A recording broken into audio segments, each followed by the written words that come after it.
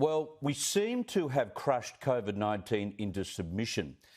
Now, in the nation's most consistently open state, New South Wales, we've had 41 days without a locally transmitted case, which is a great record. And of course, almost 30,000 Aussies have now taken the jab thus far.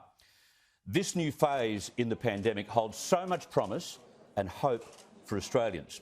But before we get too carried away and somehow think we won't have to deal with any more local transmissions or leakages from hotel quarantine, think about this.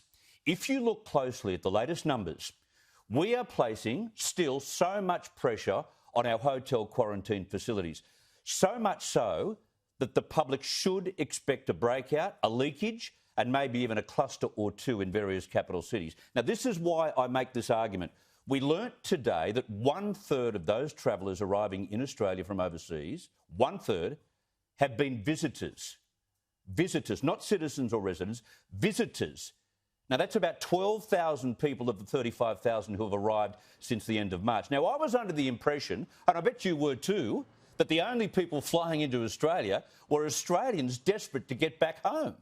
We keep hearing from Australians abroad complaining about booking seats on flights and not being able to confirm that seat at the last minute and fly back in. But no wonder we keep hearing about 39,000 still trapped, because their opportunities are being stolen by visitors. Who said that visitors should be allowed into this country? Now, my beef with that is this. Who are these characters if they're not Australians? Well, the report today showed that we're allowing visitors to come here on compassionate grounds, like overseas people visiting sick relatives in Australia or even attending funerals. Really? We're also bringing in New Zealanders. I thought New Zealand was open to New Zealanders. And a large group of new migrants. That's right, the migrant program continues during this pandemic. There were almost 3,000 people who flew in for the very first time to this country who were classified as migrants who've got permanent visas. Now, this all places additional pressure on quarantine because too many of these people are still arriving infected with the virus. Let me show you this. In a 5-day period in the middle of January this year, we had 22 cases of COVID-19 and they're all quarantined. These are overseas travellers.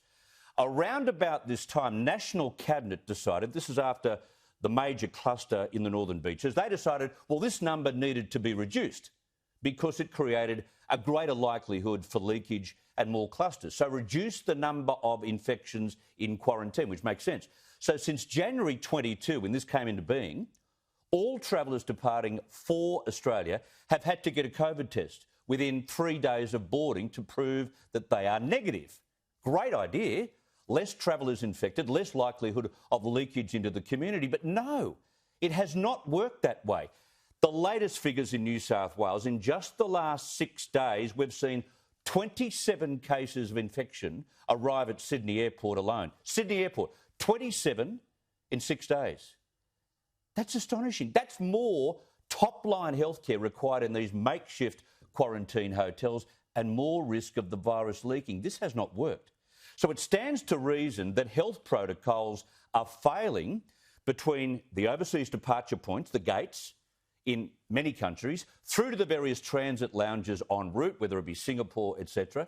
Then, of course, on board, which might be the weakest point, and then on to the arrivals lounge in Sydney or other capital cities. That process is turning COVID-19 negative travellers into COVID carriers. And New South Wales, which takes the weight of these arrivals, is taking most of the risk. Now, in addition, a listener to my 2GB radio program today told me of a COVID certificate scam which is operating right now out of Ireland. But my sister lives in Tower in Ireland. In Ireland. And she was telling me about 3 weeks ago the scammers are out and you can pay €300 to get a negative test just to get on a flight. Can you really? Yeah, and anybody can fly in and out of Ireland. There's no restrictions. So you can come in and out. There's no restrictions in Ireland. That's why Ireland is so bad over there with the COVID, because they have no restrictions on the airport. €300 to say that you're negative. So you get a fake certificate, do you? Yeah. So there's money made everywhere in COVID. So there you go. Yet another possible COVID scam whereby travellers can verify their negative status despite being COVID positive. Now, I know things look fine and dandy now, and we should be positive about that. But this rate of infection still entering the country is a real concern, especially as our weather will now begin to cool. And according to the epidemiologist I've spoken to, that provides the virus a better environment to spread.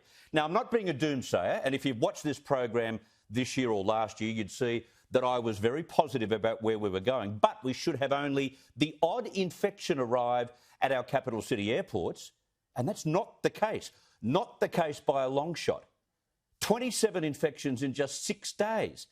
Now, it may not be our territory or our responsibility, but I would have thought our Commonwealth medical team should be asking questions about health protocols at all airports feeding into Australia, all parts of the world, and then alert all police departments about that other point I made in those overseas jurisdictions about this fake COVID negative certificate, if it's true. Something's not quite right, and Australia is carrying a hell of a lot of risk.